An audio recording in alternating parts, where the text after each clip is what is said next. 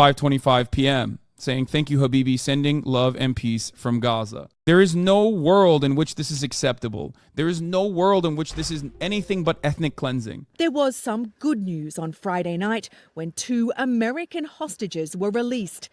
Judith Ranan and her daughter Natalie from Evanston, Illinois, were visiting relatives here when they were kidnapped.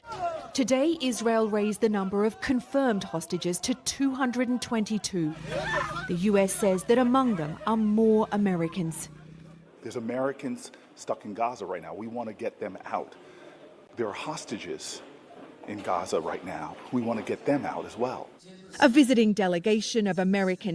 Yeah, except I think that Cory Booker's alone on that. As far as I've heard, that there are Americans in Gaza, for example, and they have been basically condemned to live in that hellish circumstance, that the embassy is not responding to their calls and they're not doing anything to like take out the American citizens that are currently stuck in Gaza and allow them to leave the Gaza Strip, which is crazy. But of course, you're on the lowest part of the totem pole if you are a Palestinian American. You have no rights. You're worse than all of the other Americans. You know what I mean?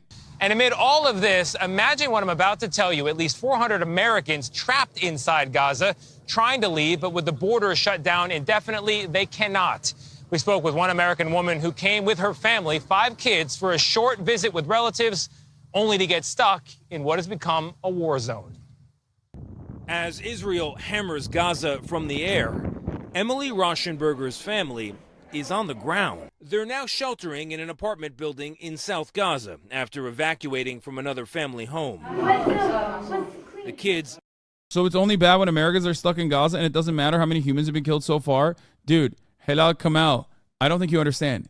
The American government doesn't even give a fuck about American citizens stuck in Gaza. Stuff like this is always important to recognize the humanity of the people that are under brutal occupation. That's why the Western media does it. That's why they talk to like American Palestinians.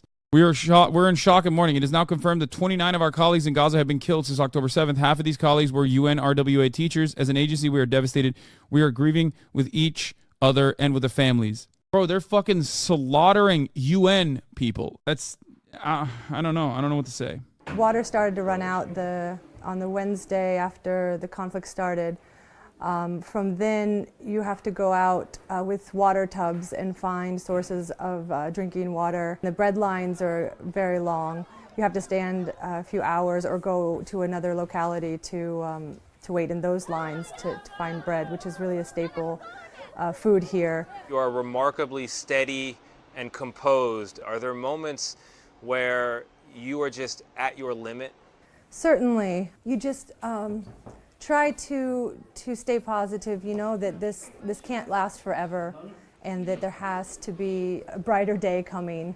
But so far, leaving is not an option. Though humanitarian aid has begun moving in, the borders with Israel and Egypt are still closed to those like Emily and her family. What's it like for you to know that Americans here in Israel are being provided charters by the U.S. State Department to get them out of potential harm's way here in Israel, and yet there you are stuck in Gaza? It's ironic, I suppose. There's just not enough political will for some reason to push for more assistance for Americans in Gaza. If we're concerned about American life, it should be all American lives. There's really no good reason that we shouldn't be pressuring more to have this happen. Yeah, I mean, I think that it is deeply immoral and probably the grossest thing that you could do, rein in genocide occurring with your weapons and with your go-ahead and with your knowledge and with your intel. And I am shocked that we just make it seem as though we have no power simply to stop Israel from committing this genocidal act. We do. We absolutely do. It is abhorrent that we have not done that so far. So much so that even Western media has been able to cover with some level of accuracy how devastating the conditions are on the ground at this point. It's taken them 2 weeks to get here, whereas it started off this way, but just a little bit of genocide. Come on. Israel can have a little bit of ethnic cleansing as a treat. It's not exactly a good counter. But for the families of the hostages, it's agonizing. Their loved ones are being held in the same place that Israel's bombarding. Why they took children? Why they took women? Why they took... Why? Mai Yerel Shami's sister, Eden, was taken captive by Hamas militants at a festival where the gunmen killed at least 260 people. Eden called her family as she was being kidnapped, and they recorded it. "They've got me," she said. 2 American hostages were freed late on Friday. How did you feel about that? Of course, we was happy. It gives us hope. People that fucking rip these posters are so stupid, by the way. Like, I don't know what the fuck is wrong with people that do shit like that. Like, they've been posting these posters all around America, all around the UK, everywhere in Israel. And it's such a weird fucking thing to do. It's such a gross thing to do. Like, it's unimaginable. It's unimaginable. It says nothing about, like, the overarching Palestinian emancipation, of course, from where I'm standing. But it's so disrespectful and gross. It's obvious Zionist propaganda law. I don't give a fuck. What do you mean it's obvious Zionist propaganda? The fuck are you talking about? Those people are still missing. What is wrong with you? That you're an insane person, okay? You've lost your fucking mind at that point. If you think that, like, children with missing posters should not be allowed to be posted. You're basically fucking lending a hand to unironic propaganda for Israel if you say stupid shit like that. That's right, Tony. So Judith Ranan and her daughter Natalie are from Evanston, Illinois. They were here in Israel celebrating the 85th birthday of Judith's mother. They were kidnapped on October 7th, and so far they are the only hostages to have been freed. We spoke a little earlier today with 2 of their cousins, Ayelet and Or Sella. When you first saw those images, the videos, the photographs of them released, what was that feeling like? Overwhelming. It's disbelief and it's relief at the same time, and it's all the emotions all at once, because being happy is a privilege that we do not have right now. We have 8 other family members, among them young children that are still being held hostage. So you feel very lucky and you feel very guilty, and it's very, very hard to reconcile everything that is going on. Would you prefer that Israel delays its ground invasion until every avenue has been attempted to bring the hostages back? We demand it.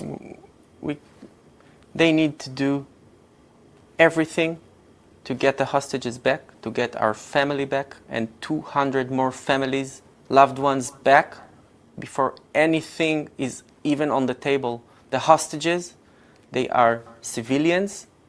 This is the basic contract between the country and us. The civilians come first. Yeah. I mean, civilians come first. He's right, which is not a position that is shared by some, at least, in the Israeli administration right now. Palestinian woman shares their experience. Oh, here, this is the one.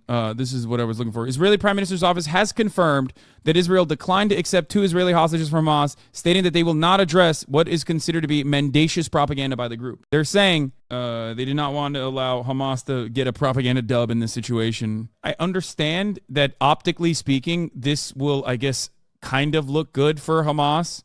Because it breaks through the narrative that they're like doing wanton and indiscriminate punishment to like regular Israeli grandmas and shit, but they did do that already. So there is no reason not to accept hostages. It blows my fucking mind. On Friday evening, Hamas released 2 American Israelis, mother and daughter Judith and Natalie Ra'anan, who also via the Rafah crossing with Egypt were released into Egypt. The 2 were handed over to the Red Cross, which handed them over to Israel. Hamas also said that the release was made for humanitarian reasons. 8 other members of Judith and Natalie's extended family are among the hostages. 2 members of the extended family were killed by terrorists in Hamas's October 7 onslaught. U.S. officials over the past week have reportedly been urging Israel to delay its ground operations in the Gaza Strip to allow more time for negotiation to release more hostages. Yeah, I think some in the chat don't understand how many hostages are actually peace activists. Yes, people don't know what a kibbutz is. It's literally like a communal formation. It's a fucking commune. They're like agrarian farm people that live off the land. They're all like old people that oftentimes are pro Palestinian emancipation too. Bro, it's so funny to fucking be like, oh, it doesn't matter, when like their criticisms half the time are that like the IDF basically leaves them out with their asses hanging